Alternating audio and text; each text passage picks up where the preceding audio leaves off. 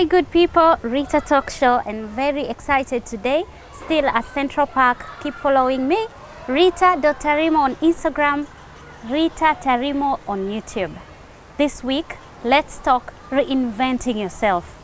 I must say, my guest for today has really amazed me, even for the conversation we've just had. The amazing, very deep thinker, Grace Matata. You will thank me later. Karibu, my dear. Asante. Thank you for your time. Thank you for having me. You've had an interesting journey. So please tell us first about yourself and your journey to where you are. Well, so my name is Grace, of course. I am a musician. I am a singer-songwriter. Over the past couple of years, I've done a lot. Yeah. All in the name of exploring and trying to find a place that I feel like I fit in. And also in the name of providing, of course, for myself and for my family. And I'm at a point in my life whereby I don't like labels, because I feel like labels have a way of boxing you in. You know. So I'm many things, I guess. I've also had the blessing of becoming a mother. Oh, that's So I'm nice. also a mother. In all, I would say I'm just one person who's very curious about life. I love it. I love people. I love good energy. I'm the kind of a person who literally withers away if I am placed in toxic environment, and that's the one thing I discovered about myself. So I made sure I created good energy around me all the time. I am not very religious, but I'm very spiritual. I get you. And I try to cultivate that spirit of being an individual who is at peace, because at the center, when you look at it all, no matter what you do, no matter how you do it, no matter where you go, if you don't have that peace, it's all nothing. Yeah, and I'm just a life lover, I guess. That's nice. That's really nice. And let's talk about your music, for example. As many people have already mentioned, and I'm mentioning again, it's so unique. I think most people you do are so unique. What is the cause? Why are you so brave enough to allow yourself to be authentic, if I may say? Well, I don't think I ever went out and I said, you know what, I'm gonna make music that's different. I'm the kind of a person who tries to do things to reflect who I am inside. Like, what I do should be an extension of who I am. And because I've always thought being an individual and creating and defining yourself is like a center of is very vital to myself, because I need to be genuine, I need to be authentic to myself, I need to be myself. It's very important to me. I made it a priority for me, even if I feel like I am in a space where that space doesn't allow me to be myself or to express myself the way I feel like I should. I would remove myself from that place. So in terms of making music, I've always wanted to bring out what was inside, and it just came out that way. Yeah. And it was very interesting when I was making my first album, when I released the first song, and I started doing interviews for it. That was in 2010, and I started doing interview for it. Everybody was like, "Oh, you're here. We're from here. We thought you were Kenyan." And for me, that was very insulting first, because I was like, "What do you mean you thought I was Kenyan?" Like, I cannot. I have to do a certain kind of music for me to look like I come from here, or I need to work around a certain genre only for me to be like a Tanzanian artist. And it also made me think like people really don't think like Tanzanians can do anything different other than bongo flavor only. So for me, it was never like an intentional thing. Like I want to do something different, but it was in my cultivating my culture of being an individual and bringing out what is inside of me. I ended up putting out that kind of music. Yeah. Wow, that's really nice. And what are you working on now? So over the past couple of years, I've worked on a lot of things. But every year, when I start the year, I would pick a theme or an area of my life that I want to improve or to work on, and it's for both my personal growth and my career, my family, like every aspect of my life. That I would pick something and I would say that this is what I want to work with. And this year, the past 5 years, I wasn't doing music full time. It was something that I was doing with other things. But the first thing I say this year is I want to dedicate myself to doing the one thing I love. I'm a musician, I'm a performer, and I want to dedicate myself to being that. I want to be. I don't want to be something or I just want to be myself, and I want that to show. I want to be able to express it through everything that I do. And for me, music is that. That's one. And then the second thing is I picked a theme of freedom for me to work on this year. Freedom it's a very personal journey for myself. I feel like over time I have had to do things to fit in certain boxes, or people always have expectations of you. Yes. And who you should be or who you are. And it's really easy to get caught up in that, and it's really easy to think that's who you are or what you stand for. Yeah. So I wanted to dedicate this year to exploring, to revisit that conversation with myself, like, who am I? I want to be free to be myself, but it's good to know who you are. Yeah. And once I've known who I am and I don't like it, I want to be able to change it and fix it and create what I think is my authentic self. Wow, to reinvent. To reinvent myself. And it's very interesting because now going back to music, I just started recording again after a while. My last album was it was 7 years ago.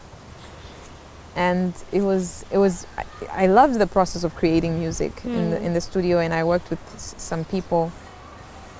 And this year when I went back to recording, I realized that the process that I used before no longer works. Yeah. So I'm at a place where I'm trying to figure it out. It's a scary place, but it's also a beautiful place, because I know that when I'm done, it's gonna be beautiful. Yes. I know it's gonna be beautiful. And I'm just teaching myself to love the process of. I'm excited to meet the new version. I'm excited to meet the new person. I'm excited to learn the new things about myself. So for me, this year is about cultivating my spirit of freedom, recreating myself, reinventing myself, and being present as it happens. Yeah. Present and aware. Present and aware. I'm the kind of a person who gets lost in my head a lot. You're a deep thinker. I think a lot, and at some point, I have this friend of mine. We're very close. We try to meet up as often as possible, and we met up last week, and for the first time, because I've really committed myself to being present. When we sat and we spoke, it felt as if it was a complete new experience. First time. Yeah, it felt like the first time, and maybe even better than the first time. I've known him for 10 years. And the only different thing is because I chose to be in that moment. And I'm a kind of a person I don't like messy things. I'm very fragile emotionally. I tend to, push it away and sweep it under the rug, and, I don't like uncomfortable spaces. and it's really hard for me to be present through, you know, when things like that happen. But this year I really want to be present through it all. Growth is I'm on Instagram, right? And I post sometimes some things that I'm going through, and most of the time I would take pictures and stuff, and I will put them online. But what you see is like, you know, the brushed up version, the best version of like the 20 pictures that I took, you know. But the process of getting there is just, it's ugly. And then like you choose the best version of it and you put it up, you know. And I think that's what we do mostly in life. A lot of us, we tend to think that life is about just the good moment, and the rest of them, the boring moments don't matter. The ugly moments don't matter. And I want to be present for all of it. I no longer want to be that kind of a person who is there for the good time only. I want to experience it all. And as a writer, as a musician, you need to have a collection of experiences to source from your life. So yeah, that's pretty much what I'm working on this year. It's a really beautiful space to be, I think. It is. It's sometimes you're like, oh no, I can't deal with this, but you learn a lot. Yeah, I think I've learned so much about myself in the past few months than I have given myself the permission to in a very long time, because I believe it's giving yourself the permission to go through experiences and letting go of experiences, and it's a beautiful space. It is, yeah. it is. So lately, a few years, I've been reading a lot about the soul and its mighty powers, and the fact that my soul still lives, that I'm only in this structure now, and whatever that is, but the soul is as free as it can be. The challenge is we confine ourselves, we try to fit in to the society is programming us to act in a certain manner, but the soul is really free. So what is your message to young people who are trying to reinvent who they are, but they are being pulled back by all these expectations? How can they be free? You know, when I was writing my first album, one of my songs is called Free Soul. Yes. And it's so interesting. Like the song talks about a person who is completely free. They're worry free. They understand that life is a gift, and they're present in every moment, and they understand that life is challenging, and there's like pain and there's hurt, but then that's life, you know. And I think a lot of people think I wrote that because I was that, or I am that. But to be honest, that song was a wish. I wanted to be that. I'm one of the most the biggest control freaks you will ever meet. Like if it doesn't go according to how I planned it, I freak out, I freeze, I act up. Yani it's very difficult for me not to be in control of things, you know. And it's still something that I'm working on, and up to now, it's something that I would really like to change. It's so interesting. You were telling me that this is your year of surrender. Yes. And I'm that one person who does not know how to chill. Like I cannot just let things be or let them go just a bit different from how I planned them, you know. And for me, my journey in figuring out and creating the best version of myself, I came to a point whereby I realized it's something that you have to do for yourself. And it's a lot of dirty work, you know. I'm very energetic. I have a lot of energy. I can't sit still, but for the past 4 years, I've tried to cultivate that spirit of sitting still, even when everything is happening and there's like a lot of stress in you, and there's like, you know, you sit still, and you will be surprised at what happens when you just sit somewhere, don't do anything, just sit still. The amount of things that you will learn about yourself, the things that you didn't even know that were there, you know. And the funny thing about our society right now, like we have achieved so much as a race, as like a whole people, but we have lost so much sense of the self, of who we are as individuals, you know. And you know, when young people are forced, or like when people are forced to act a certain way or be a certain way, or they act according to what the society wants for them, it's not because like the society is this evil entity that, you know, wants you to just do what it wants. It's because it's the easiest way for things to work. You know, they say you don't have to reinvent the wheel. You don't have to, you know. But what happened if somebody reinvented the wheel? Do you know what's on the other side of doing something that you really don't have to, or maybe it's not necessary to do? You know, it's something that you won't die if you don't explore it. Yeah. But what happens if you do, you know? And for me,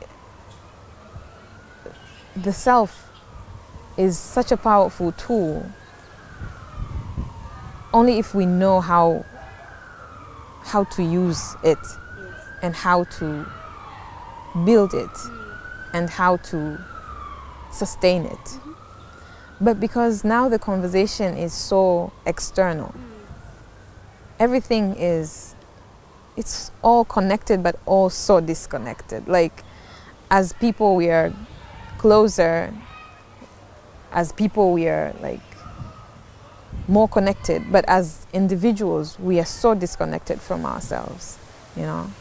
So for me, I think I've always said like the next biggest revolution is internal, you know. That's the best liberation. That's the biggest one, and they will teach you everything in life. You know, you go to school, you learn about math, about geography, everything. They'll teach you everything about external things, but no one will teach you about yourself.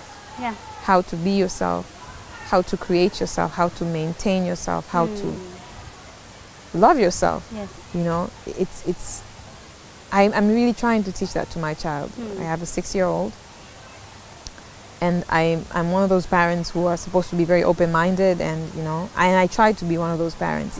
But it's also very humbling for me, because when I was younger, you know, I grew up in a Catholic house, and my mom is Catholic. My entire family is Catholic. And when the older I grew, and I gave myself permission to say, okay, who am I? Is this who I want to be? Yeah. Is this what I believe, or was this handed down to me and I took it and I ran with it? Yeah.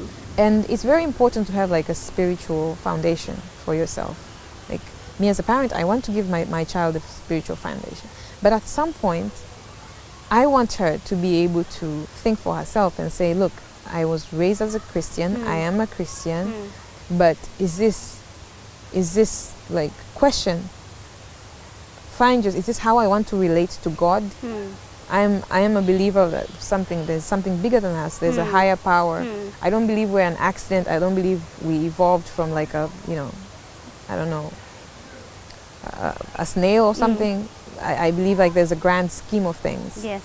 But I don't necessarily have to believe what I was told that this is how it came to be. You know, I want to be able to create a relationship with the higher power, which sustains me. And it keeps me connected to that higher power, and not necessarily be what my parents told me to be or taught me to be. And that's what I want for my child as well. But now it's a very humbling thing for me, because it's really easy to blame our parents for the things that they did to us. But when you are a parent, you really understand the situation they were in. You know, they did the best that they could, but at some point you have to take what you have and you know, sit down. I shared a post a while back about how, as people, at some point, you're going to have to take responsibility for yourself. Yes. It no longer becomes about what your parents did to you, what did or didn't happen to you, the abuse you suffered. You know, at some point, you are going to have to be responsible for yourself. You're going to have to be responsible for your healing. You're going to have to be responsible for your moving forward. It's you. You can't be 60 and saying, you know, I never did this because my parents did this. I mean, at some point we will forgive you, but at some point, you know, we can't forgive you for that. You can't forgive you for that, you know.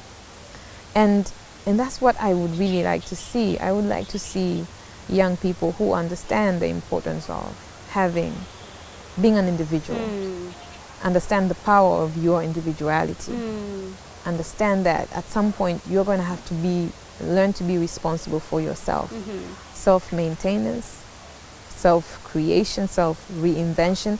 And you're not a stone. Even a stone, like, you know, it weathers away, right? Exactly. It gets chipped away over time, and, you know, something different comes out of it. It's okay to change. Like, who I am now doesn't necessarily have to be who I was 10 years ago. Who I am now, who I am now doesn't necessarily have to be something I am 10 years to come, you know. It's like that cycle that keeps going and going and going. So it's a powerful thing, but we just don't know how to work with it. We just don't know, you know. Focus on yourself. Yeah. Work on yourself.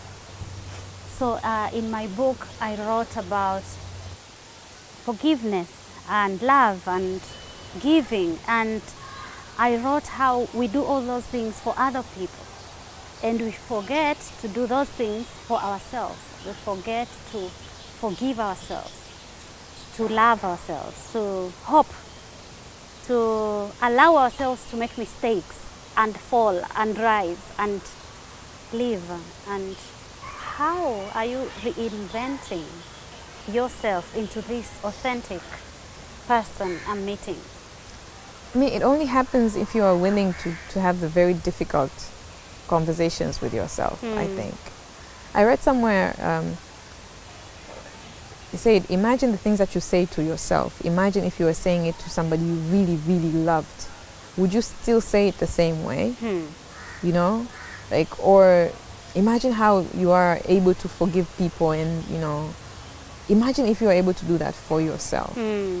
Imagine the amount of healing that could bring to yourself, you know. When my friend said I'm one of those people who are so invested in other people's pain. It's so funny to watch it sometimes, and painful to watch. Like, I'm the kind of a person, if I know like somebody's struggling, especially emotionally, I take it upon myself to, like, I want to see people heal. I want to see people doing fine. And my friend, I was talking to a friend of mine the other day, and he was telling me, like, Grace, that's good, but just be careful that you don't let it suck you into that as well, because most of these battles are personal. No matter what you want, no matter how much you want to heal people and take care of them and fix them, it's not something that you can always do. You can just supply, you know, the maybe the tools, but healing and fixing is a personal journey. It is. Even forgiving other people starts with you. Like, you have to make peace with it and let it go before you can move on to that, you know. And for me, reinventing yourself means stripping yourself of everything, you know, the good and the bad. Yes. And not like saying to take it all out so that you're empty. No, as in put it objectively, you know. Put it there, look at it. Is this something that's useful for me? Okay, I'll keep it. Is this something that's not useful for me? You know, put it away. And when you're reinventing yourself, you can't take the baggage with you. You can't. I mean, you don't want to move to the new house with the old trash. Yeah. You know. Yeah. I'm the kind of a person who can hold a grudge. You know, I'll take it out. I'll look at it. I'll remember everything that was said. You know, I'll put it away, and then, like, 7 months later, I'll take it out again. You know, and I'll remember what you said, and I'll remember how it hurt. Yeah. But I was that kind of a person. You know. Now I'm that kind of a person who says, you know what? It happened. It happened. It's good to be honest with yourself and say it happened, and it's fine, and I am fine, and I'm past it. Yeah. and just, even if it goes through my mind, I don't hold on to it. I don't entertain it. It's a reminder, it's a memory. So you have to do that. You have to, the same way you want to see people win, you want to see people love, the same amount of effort you put in other people, you should try putting it in yourself and see what happens on the other side.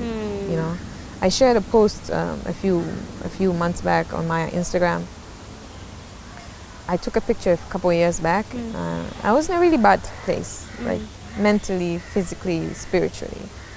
And a friend of mine told me, like, come over to my house and just, stay for a while and just, take care of yourself. Yeah. So when I got to his house, I just went outside and I took a picture, and there was like people on the beach doing yoga. Like the tide had gone out, and there was like people doing yoga on the beach. It's such a beautiful picture. Beautiful picture. And I stood there and I took that picture.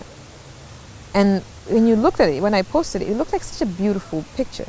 But for me, whenever I look at it, it's such a dark picture because of the emotions that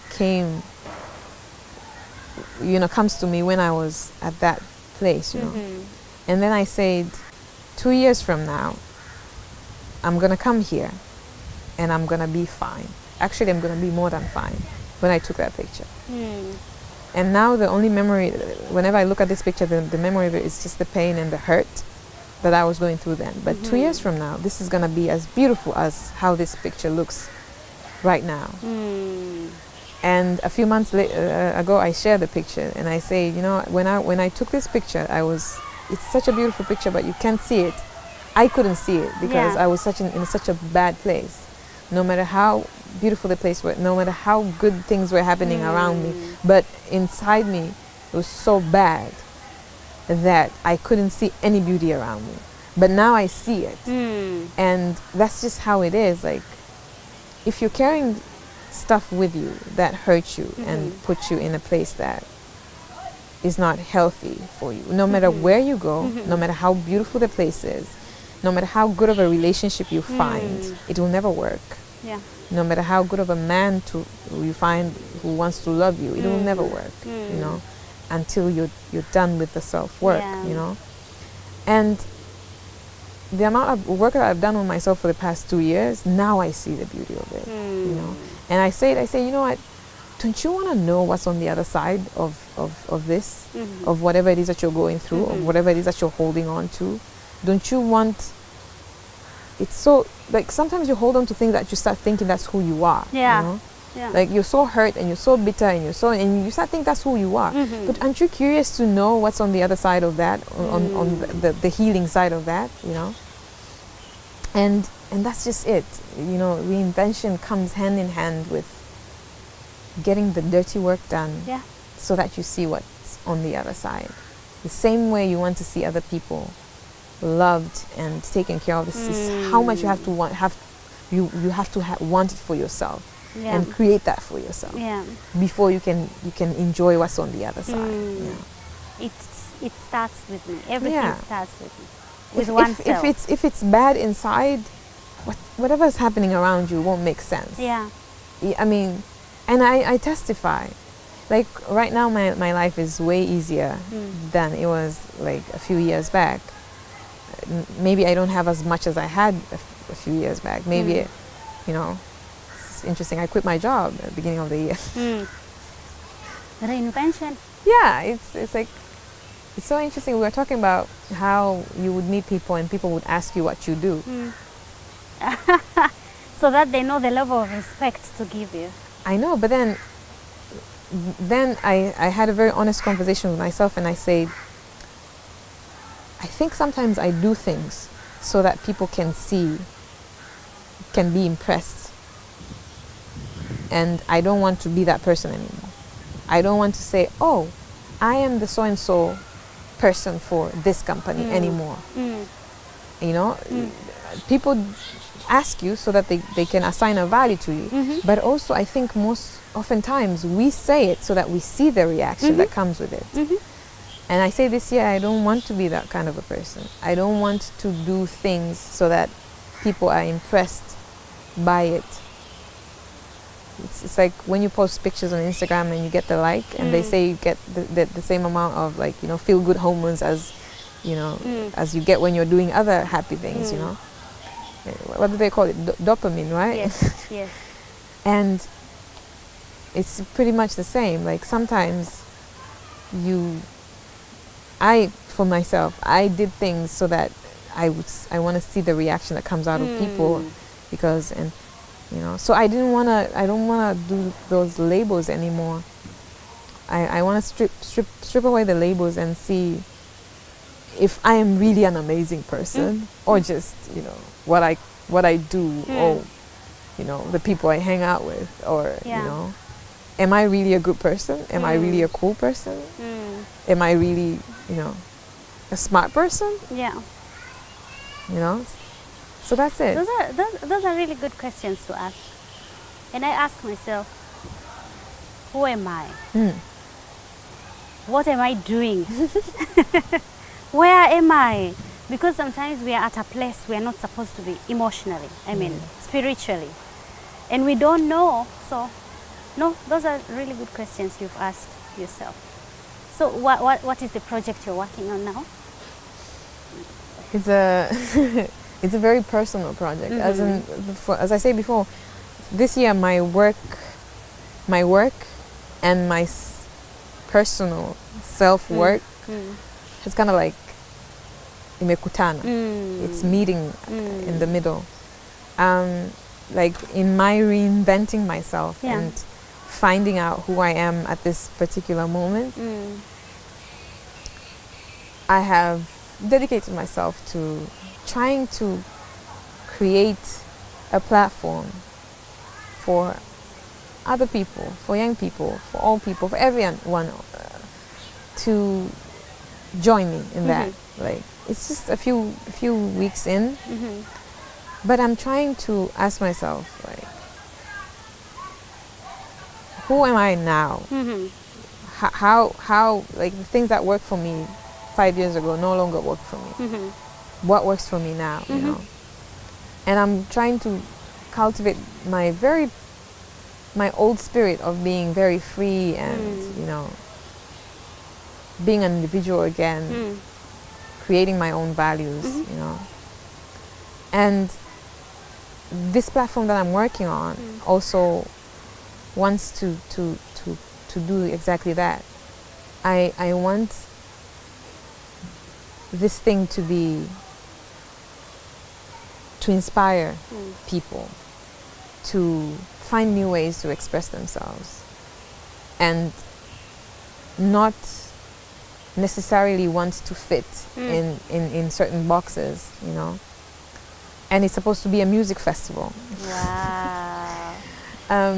But the theme around it is freedom, and what we do to cultivate individual culture of being free.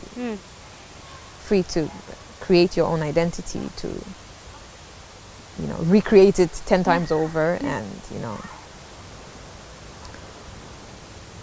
And it's a very scary place to be. But it's also a very good place to be. Yes, I think so too. It's a good place to be. It is. But I'm not sure if people will get it. But you will get it.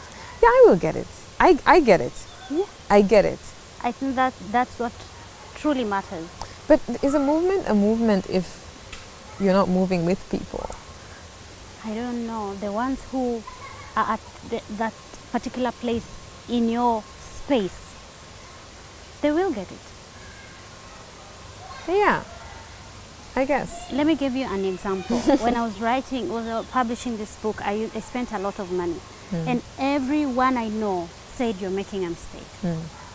But I knew this will heal my soul. This is what I want to do. This is me. It's going to liberate me and a few people that will be, because we only meet people where they are. Yeah. So I really believe in what you're about to do. Uhuru. Yes. That's a big word. It's a big one. Uhuru. I think it's going to be big in a manner of fulfilling. Yes, and I think I'm almost 30, and I'm at when you reach your 30, you want to sit down and ask yourself, like, what have I done? What I've done, has it helped me? Has it helped people around me? If I go now, have I left a legacy? Like, how would people remember me, you know? And it's really important to have those projects that you think maybe they're not going to give you financial, gains, but they are going to help you in your making sure that you've done something, you've left a mark, You'll feel content. Like, it's about fulfillment for yourself. And for me, the festival with the movement is supposed to be that, something that I love. I love this lady. She's based in Nairobi. She's called Muthoni. Muthoni, the drama queen. Muthoni is like a live performer and a musician as well, and I just love everything about her. And I've been following her for a long time, and I've seen how she's evolved, and she started a festival in Nairobi, a concert of a sort, and I've seen how it grows, and I've seen how it's caused like a lot of change, and it started so small, and they just did a 10-year anniversary last year. Wow. And I looked at it and I was like, wow, I mean, this is a movement, because now you have a whole generation of young people doing things differently, expressing themselves differently. And that's what I really want, I feel like there's a lot of lack of, you don't have a lot of individuals anymore. It's a lot of people who do things because that's how it's done. I'm almost 30, I'm not married, I have a kid. It's I'm not 35. how things... I am separated and I have a son. That's it, and for a lot of people, it's like you're born, you go to school, you go to college, you get married, you have children, and when it doesn't happen that way, a lot of people, it's like they panic. And now I'm here, people are asking, so when are you getting married? I was like, why aren't you asking me, like, when am I doing my next, big business, I mean, don't get me wrong, I believe I'm a true believer of love, and I believe that in life, if you have a partner that helps you through your journey, especially the kind of partner who can help you both spiritually and physically, it really does enhance your life, Yes, love. I'm not necessarily sure I believe in marriage, not necessarily sure, or the institution of it, but I believe that in life, it's easier if you have somebody who is with you on that journey, Yeah. But it's not like the center of my being, And I think like there's a lot of people who would freak out if you're like 35, you just got separated, you have a child, and you're exploring a new career, And for other people, it's an adventure, And for me, I'm just getting to a point whereby I feel like there needs to be more people who can think individually and say, look, my life doesn't necessarily have to be this way, but I don't necessarily have to walk this path. It can go this way and that way, and it can still be, I'll still be fine, There's no formula. It's okay to do things differently, and it's okay even if you wanted something 5 years ago to not want it now anymore, because it's a good space for you to ask yourself, like, where do I want to go? How do I want to do? It's like that's your next biggest adventure, So yeah, I mean, it's a good space. That's very nice. I'm excited for you. I am too. I know you care so much about children's rights and you being a mother. I want to share with you something else that I do. I have an organization started in 2013 to help under 18 children rape victims. I've met many, and it's both boys and girls. Like last year, a 4-year-old boy was raped by the boyfriend of the house help, and they live in a house full of cameras everywhere, and it's strange. So I'm using voices of people like you to say ubakaji Tanzania sasa basi, to move together. It's one of those things where we really have to talk about. You know, it's being a parent, like that's the worst nightmare for a parent. Being a parent is the toughest job in the world. Yes. The rewards are great, they're huge. So fulfilling. It is fulfilling. But very difficult. But the one thing I've realized is, as much as you can do as a parent to, like, you know, protect your child, nani, it takes a village, you know. It takes a village to raise children. And as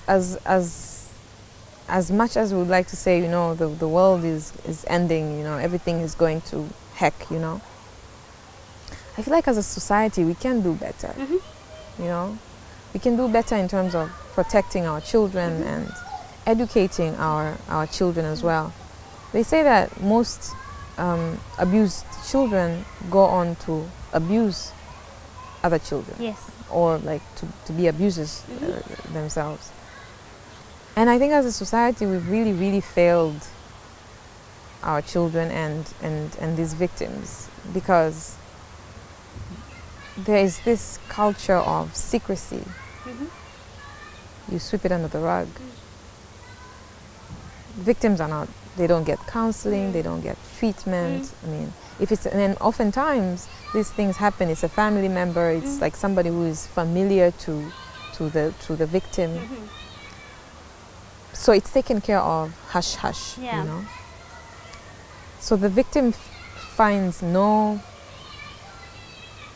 closure, no justice, and life goes on. And they end up dealing with it for the rest of their lives. And it's just so sad. And children, you know, I remember things that happened to me when I was 4 or 5 years old. I don't remember what I had for breakfast 2 days ago, you know. When you're young, those things stay with you, you know. And for me, I feel like the culture, our culture as a people, really needs to change for us to create a safer environment for our children. Rape culture is a real thing. It is. And our silence around sex and sexuality and rape is what makes things worse. I think we can do better in terms of educating. It's so funny. I have a 6-year-old daughter. Now we are talking about consent and personal space. It's just some small concepts that I'm trying to instill in her, that if you're not comfortable with something, don't do it. If you feel like somebody is making you uncomfortable, say it. This is your body. You have a right to this. If you feel like somebody is is doing something to you that you do not feel like it should be done, and trust your instincts, you know. A lot of people have a lot of women especially have been in situations where they don't feel comfortable, but because, you know, nobody even told you that was wrong at your age, when you're that young, you feel like, oh, you know, those uncles that, and I don't know why people keep telling your kids to call people uncle. They're not your uncle, you know. You know, stop telling your kids to be comfortable with people. You know, children have natural instincts more than the older people have, Yes, you know. that is true. When a child says, I don't like somebody, there's a good reason for that. or go kiss Uncle Flanny. You should do that. Like if you feel like you're not comfortable with something, don't do it. It's your body. Don't do it. But I feel like I'm doing all the work with my daughter. But is somebody doing the same work with the boys? Is somebody teaching boys about consent? A very famous person on social media a few months back said something about something around rape culture, that women have this tradition of stuck in attacker, like you want it but you don't want it, you know? And it sparked an outrage regarding consent. And if we as an African society, we talk about yes means yes and no means no, you know? And it was so interesting to see the going back and forth, and how, you know, especially our men in our societies feel like they are entitled to women's bodies. Or like they don't understand the concept of consent, which is such a simple thing. We should be teaching our children. If like my kid is 6 years old, she goes to school, I said, if you don't want somebody holding your hand, don't let them hold your hand. You know, now they're holding hand, they're playing tag, you know, they have little crushes on each other, and you know, and somebody, I read somewhere online, a lady was telling her daughter in a supermarket that if a boy treats you bad, it's okay, he likes you, he just can't say it. And I was like, how is that, what are we teaching our children, that when somebody mistreats you, it means that they love you? That's why domestic abuse is such a very common thing right now, because we raise our children not understanding what love is, not understanding how love is communicated. Abuse is abuse. If somebody is mistreating you, it doesn't mean that they like you in secret. It means that stay away from them. Yeah, you know? It goes back to self-love. Exactly. And you can be teaching girls how to not get raped. I've seen people say, oh, she got raped. Oh, what was she wearing? Like, oh, what was she doing in that alley? Yeah. Why can't just you tell the boys you shouldn't be raping people? Yeah. You know, I didn't come to this alley to get raped. Yeah. Do you want me to wear a sign that says that? You know? And it's such a shame, because for a why would you rape a 4-year-old boy? What was he wearing? Exactly. And for me, shame. I mean, for me, it's just like so many things that we can do as a society that is we're not doing, we should be doing. I think I don't want to be teaching my daughter, like, don't wear this because men will, you know, grab you on the streets. Somebody needs to teach their son that you have no right to touch a girl who doesn't want to be touched by you.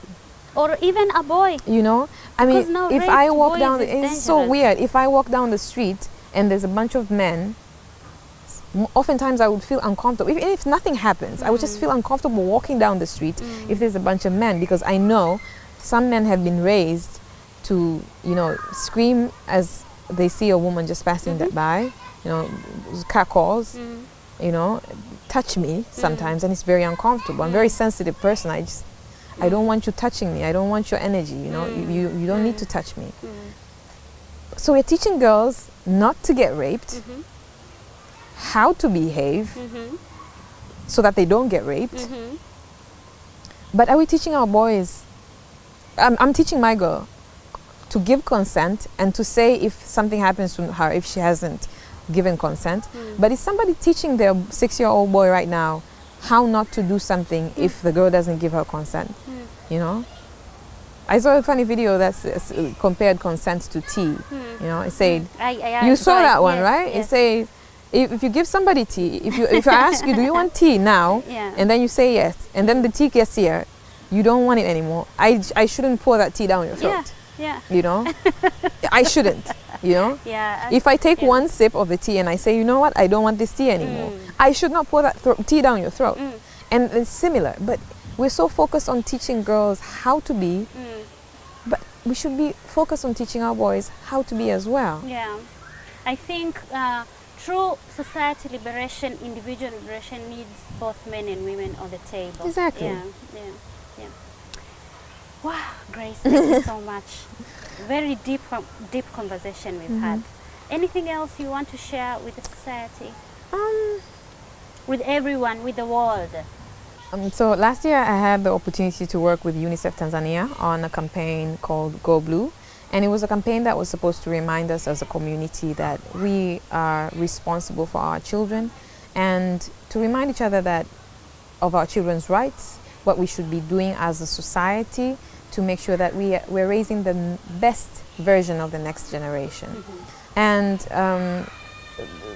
this conversation about rape, and especially for children, it's a very sensitive topic for me. I have a child, but it's also something that the whole community needs to come together and have very honest conversations about. When we raise hurt children, we end up having really, really hurt adults. You know, it's easier to raise good children than to fix broken adults. You know? And I think as a society, we really need to come to a point and have really, really deep conversation on how we can fix this. The shaming of rape victims, you know, the hiding of rape victims, the culture that we have around teaching our girls how not to get raped, but not teaching our boys not to rape is also a very huge problem. So it's high time that we all came together and worked as a community to make sure that our children are safe. So I joined Rita on this campaign, kusema kwamba ubakaji Tanzania sasa basi. Wow. Oh my God, thank you so much. Thank you so much, Grace. Really deep conversation. Reinventing yourself. Self is the most important thing for today, is to come alive and reinvent yourself. Thank you very much, Rita Talk Show. I'll keep bringing good people to you. So humbled by the presence of Grace here today. And please keep following me on Instagram, rita.tarimo. Thank you.